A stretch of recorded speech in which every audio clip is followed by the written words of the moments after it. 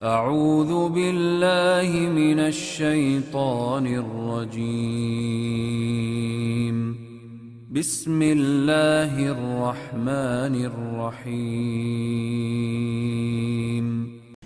Anda pernah dengar dari salah satu ustaz, lebih baik tidak usah berinfak ke seorang pengemis karena membuat mereka menjadi malas. Lalu berinfak pada masjid yang masih banyak ritual bid'ah lebih baik tidak usah. Bagaimana menurut ustaz? Ya itu mungkin juhud beliau ya. Ini usaha pribadi barangkali. Kalau menurut saya ya. Karena dalam Islam kalau hadis yang kita pegangi riwayat Al-Hakim dengan sanad sahih, kata Nabi SAW, kalau datang kepadamu seseorang yang meminta sementara dia di atas tunggangannya, berilah karena kau lebih mulia. Berarti ada perintah memberi. Mau bagaimanapun keadaan dia di atas tunggangan ini, ulama hadis menekankan berarti dia kaya, dia mampu tapi dia minta. Hadis Bukhari mengatakan yadul ulia khairum yadis sufla. Tangan yang memberi lebih baik daripada tangan yang menerima. Memberi di sini dia fakir atau bukan, tetap ada pahalanya. Tetap ada pahalanya. Terlebih lagi kalau memang fakir, tadi hadis-hadis yang sudah saya sebutkan sebelum saya baca pertanyaan, bagaimana Nabi SAW memotivasi para sahabat disuruh sedekah walaupun dia punya satu kurma bagi dua, kalau ada orang susah bagi dua, kasih, gitu kan? Sampai-sampai kalau dia cuma punya satu butir kurma disuruh bagi dua, kasih orang susah kalau dia lihat, gitu kan? Seperti itu motivasi dalam agama.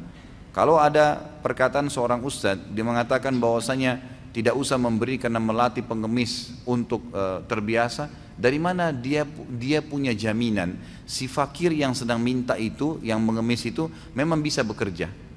Bukankah sekarang, saya tanya ikhwani, bukankah sekarang banyak sarjana menganggur?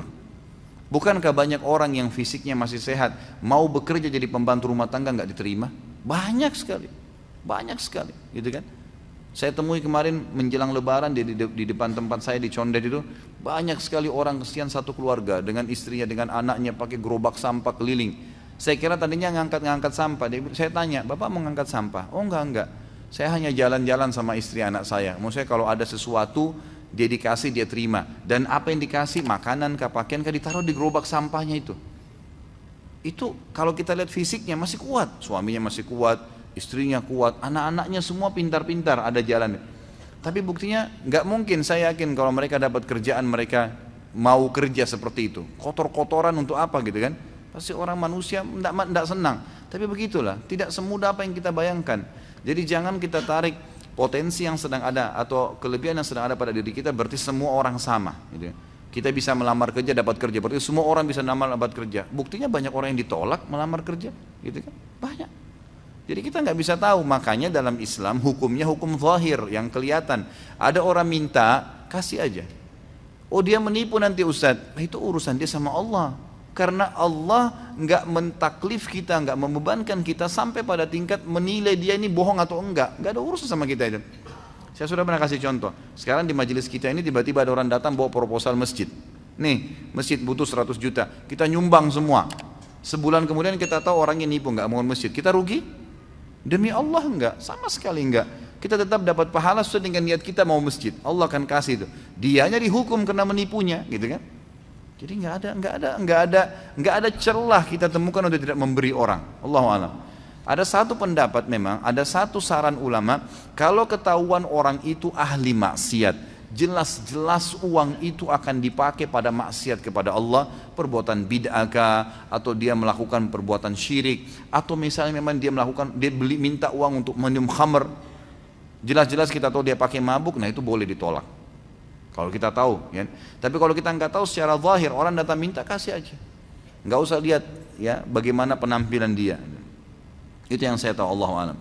Kemudian tadi kalau dikatakan berinfak kepada masjid yang di dalamnya banyak ritual bid'ah, lebih baik tidak usah. Mungkin lebih baik, Allahu a'lam. Kalau kata-kata lebih baik mungkin ya. Tapi saya sarankan seperti tadi, hukum zahir. Kita masuk ke masjid, kita nggak tahu masjid ini jalanin sunnah atau enggak, atau banyak bid'ahnya atau enggak. Udah, celengan masjid lagi lewat, kita mau bersedekah, sedekah aja. Kecuali jelas-jelas kita tahu ada pelanggaran, tidak boleh dibantu, tidak boleh didukung, gitu kan? Tapi hukumnya hukum zahir semua. Yang kelihatan depan mata itu yang kita hukumi, Allahu a'lam. Sedangkan kita mayoritas, sedangkan kita banyak, kita banyak. Berapa jumlah umat Islam di Indonesia? Tapi apa yang bisa dilakukan umat Islam? Seharusnya mereka mewarnai negeri ini.